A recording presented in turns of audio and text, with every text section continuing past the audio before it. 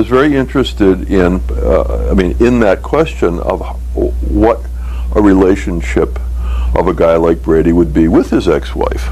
Okay. I mean, there's a spectrum ranging from they despise each other and don't talk to there's leftover feelings and fondness, and they had 2 kids. So part of those first several books were exploring that. He had girlfriends. Right. Mostly in the early books, he had one girlfriend a book. She came and she went, and they had that level of importance. Right. It was kind of a love them or leave them kind of a thing. But some of them were more intense than others. Yeah, I know. And eventually he had a couple of relationships that lasted 2 or 3 books. Right. And I was saying, all right, I'm going to keep her around for a few books and see what happens. But static relationships aren't interesting. You don't want to read about them, whether they're 2 unmarried people living together or married people living together or what. If they're static, it's nice for the people, but it's not nice for readers. That's my feeling. So there should always be tension in them. And to be realistic, sometimes things don't work out. Well, that's true, and of course, Brady's pretty settled at his core. I mean, it's not like he's going to give up his law practice and move to, South Arkansas or something. He refused to do that when one of his girlfriends moved to Maine. I mean, he said, I'll go up and visit you on weekends. I'm not going to do that. Right. Seemed to me realistic, but. Well, you've always had a way to split things up that were not terribly contrived. Yeah. On the other hand, a constant love them or leave them, that becomes predictable too, right? I know. It's hard. I mean, Barbara, I've written 21 of these things, 21 books with the same guy. That's right. Things need to happen. Things need to change. It was a big move when Evie, when they bought the townhouse, and Evie moved in with them, and they got the dog. That's a big move. And Henry's great, by the way. I love Henry. Well, I get dogs. I got several dogs at home. So, for a couple of books I can explore that, because that was different for both of them. And for Brady, suddenly he needs to deal with the fact that he's living with somebody. And so does she, I might add, Well, absolutely. Yeah. Yeah. And I think you do a pretty good job balancing that, because you get, even though Brady's the point of view character, we hear from Evie, she's mouthy. Well, yeah, she is. Well, she has to be interesting. Yeah. And I have a huge amount of respect for women, and I need to make sure that comes through. And Well, I have to say, you're giving me a sort of a pause and one-way ticket here, because Evie is flown off to California to be with her father, who's apparently dying of pancreatic cancer, and we don't have any idea what that's going to do, and nor do you tell us, I might add. I won't tell you. Not right now, anyway. I mean, eventually there'll be another book, I hope, and then me too. Then you'll know, because I mean, obviously I have to deal with that. And I'm not going to tell you what I plan to do, because I'm not sure, but it's a big decision. It is a big decision, even though I've already whined at you slightly. I think you should stand firm and not let me know.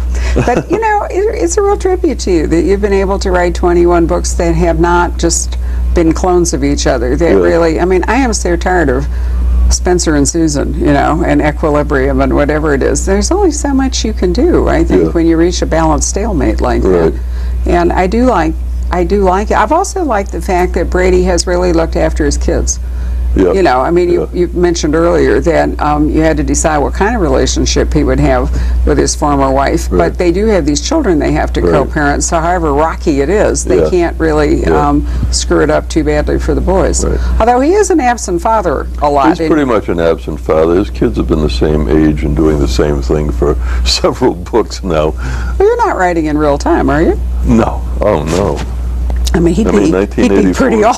Yeah. It's like us. No, that was something else that Betsy told me very early on. She said, you better think about how you age him, because if all goes well, 20 years from now, you may still be writing them. Yeah, but you do sort of nudge him around so the reader kind of thinks it's today, rather than... Well, it is today. Right, but he's not... It's today.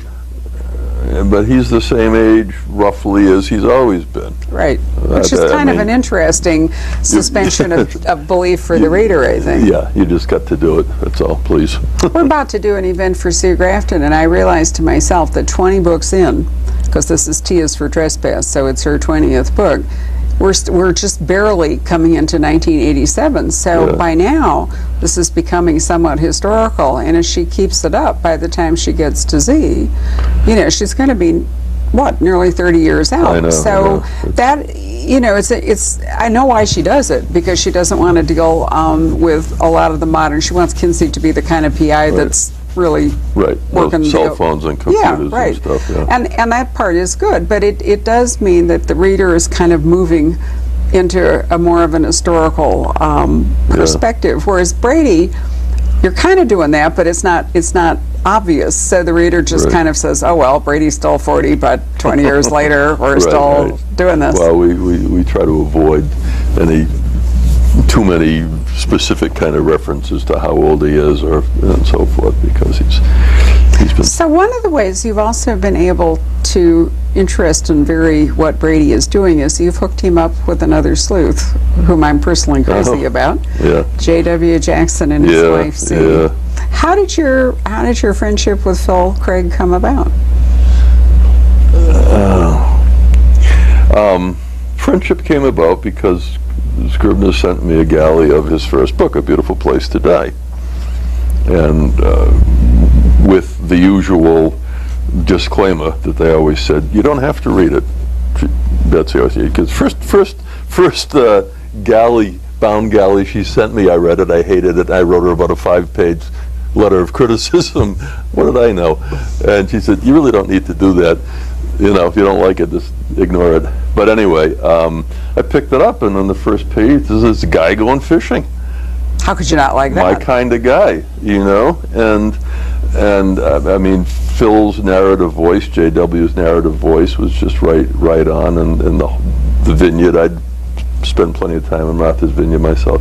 I liked the book a lot, and I wrote a blurb for it, and I didn't think anything of it, and then, I don't know, 6 months or 8 months later, I think it was at Kate Mattis's Christmas party, this gripping guy came across the room and said, "You wrote Japley?" I said, "Yeah." He said, "I'm Phil Craig, thanks." I said, "For what?" He said, "Oh, you wrote a blurb for my book." And of course I remember. But then Shirley was with her, and she's such a peach. And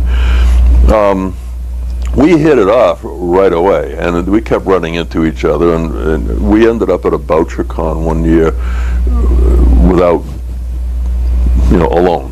Shirley didn't go with him, no one went with me, and we ended up hanging out the whole time. We ate together, we were on a panel together, we ended up on the same airplane coming home, and by the time we got home, we had discovered we had so much in common. You know, I mean, politics and literature and sports and conservation. I mean, there was nothing, fishing, obviously, fishing, you know, he was a great guy, and he had a wonderful sense of humor.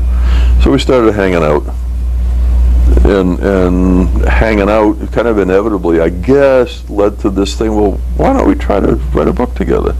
Well, it wasn't a huge stretch to go from Boston to Martha's Vineyard. No. Oh, no, that was easy enough. I mean, Brady goes everywhere. That wasn't, and I go everywhere too. That wasn't, I mean, the thing about writing, collaborating on a novel is that it's a terrible test of a friendship or a relationship. Oh, yeah. How so? Depends on how you organize it. You may or may not remember that I wrote a book with a woman named Linda Barlow back in 91 or 92. I do. What was it called? Thicker Than Water. Thicker Than Water. Yeah. And I mean, the book was a fascinating experience, but because our collaborative arrangement was we'd each write scenes and exchange them and rewrite them and argue about everything, as it took forever, and there were a lot of bad feelings, a lot of disagreements. I mean, it just was very stressful I mean, we were friends. We weren't great friends, but we were friends, and we ended up less friendly than we had been. Sour a little bit? Well, the sourness went away, but there was a lot of leftover kind of just, I think, bad feelings, and the idea that it was so hard. You know, it was like 10 times harder to write a collaborative book that way than to write your own book. Kind of like being married. Kind of like being married. Well, yeah, I mean, Vicki and I have avoided the idea of collaborating because what marriage needs that additional kind of a stress.